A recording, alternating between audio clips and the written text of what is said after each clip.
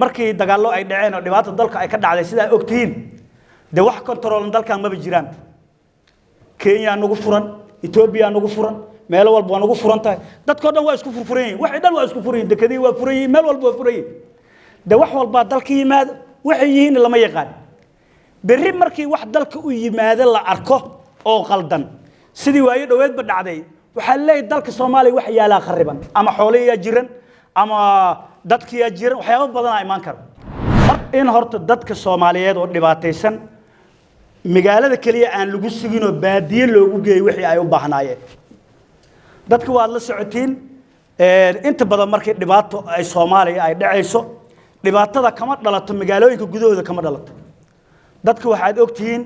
oo maanta soo qaxay ama magaalooyinka joogo ama meelaha kala joogo intooda badan waa dad reer miya oo dhibaato ku soo dhacday dhibaatada marka xagee ka timid waa inaan isweydiinaa korta dhibaatada intay ka imaatay bil xaqiiqo dhibaatada waxay ka imaatay dadka marka hore abaar dhacayso ama biyo la'aan ama daaqsin la'aan abaartaas ka bacdi xoolaha ayay dhibaato soo gaartaa markii xoolihii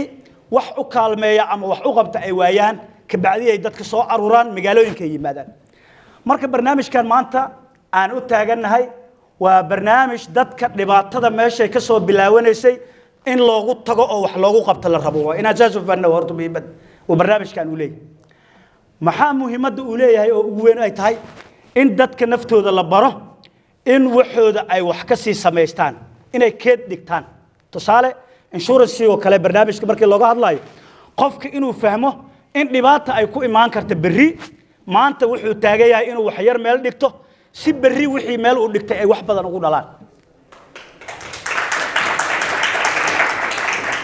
aniga waxay la tahay fahanka draft haddaan isla fahanno dhammaanteena oo shaqada oo howlwadeennada ah iyo ummadda Soomaaliyeedna aan gaarsiino wacyigelintiisa sidii looga faa'iideysan lahaa in dhibaatada qayb ka mid ah aan ka gudbi doonaan aaminsanaa aniga ilaahayna waxaan rajaynaynaa insha Allah taala in abaaraha soo la laabtay naga bixiyo kuwii dadaal sameeyo dadka badbaadin ilaahay uu naga dhigo arinta saddexaad oo muhiimada guud ahaan dadka Soomaaliyeed u leh maxay tahay waa arinta oo fayador arinta oo tayadorka dhibaatada markii dagaallo ay dhaceen oo dhibaato dalka ay ka dhacday sida ogtiin de wax control dalka ma jiraan Kenya nagu furan Ethiopia nagu furan meel walba waa nagu furan tahay dadkoo dhan waa isku furfurayeen wax dhan waa isku furayeen dekadii waa furayeen meel walba waa furayeen de wax walba dalka yimaad waxay yihiin lama yaqaan berri markii wax dalka u yimaado la arko oo qaldan sidii waayo dhaweedba dhacday waxa leeyahay dalka Soomaaliya wax yaala khariban ama xoolihiya jiran ama dadkiya jiran waxyaabo badan ay iman karo marka si arintaas looga hortago waa muhiimadu ay leedahay in hay'adan la dhiso oo si tayo leh loo dhiso xoog loo dhiso oo juhdi badan la geliyo ani waxay ila tahay haddii arintaas ay suurtagal noqoto oo barnaamijkan uu hagaago dhibaatada qayb ka mid ah Soomaaliya ay ka dhamaatay noqon doonta insha Allah taala waxaan leeyahay ka wasaarad ahaan annagoo kaashanayno dadka wasaaradda arrimahan shaqadooda ay tahay oo qabayrinta waxaan ku dadaali doonaa dadka shaqada ay nagala dhaxayso oo ay ugu horeyso wasaaradda maaliyadda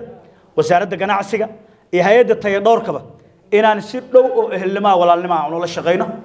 aan iska kaashano sidii dalkan iyo dadkan Soomaaliyeed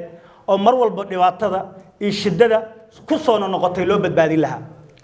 shirkadda Hormuud Telecom waxay macaamiisheeda u samaysay qiimo dhimis ballaaran xirmooyinka internetka iyo kaarka ku hadalka ee adeega Anfac Plus xirmada cusub ee 25 senti waxaa laga dhigay 400 MB iyo 10 daqiiqo oo ku hadalka gudaha ah halka xirmada 0.5 kana laga dhigay 850 MB iyo 30 daqiiqo oo ku hadalka gudaha ah xirmada $1 waxaa laga dhigay 2 GB oo internet data ah 100 daqiiqo oo ku hadalka gudaha ah iyo 50 fariin qoraaleed $2 waxaad ku heli kartaa 5 GB oo data ah 200 oo daqiiqo oo ku hadalka gudaha ah iyo 100 fariin qoraaleed $5 waxaad ku heli kartaa 12 GB 500 oo daqiiqo oo ku hadalka gudaha ah iyo 150 fariin qoraaleed $10 waxaad ku heli kartaa 28 GB oo internet data ah 1000 daqiiqo oo ku hadalka gudaha ah 2 daqiiqo oo dibadda ah iyo 300 oo fariin qoraaleed ah ugu shubo EVC Plus-kaaga xidig 724 xidig nambarka xidig lacagta 4 gees ama kaarka ku hadalka xidig 126 4 gees kadibna raac tilmaamaha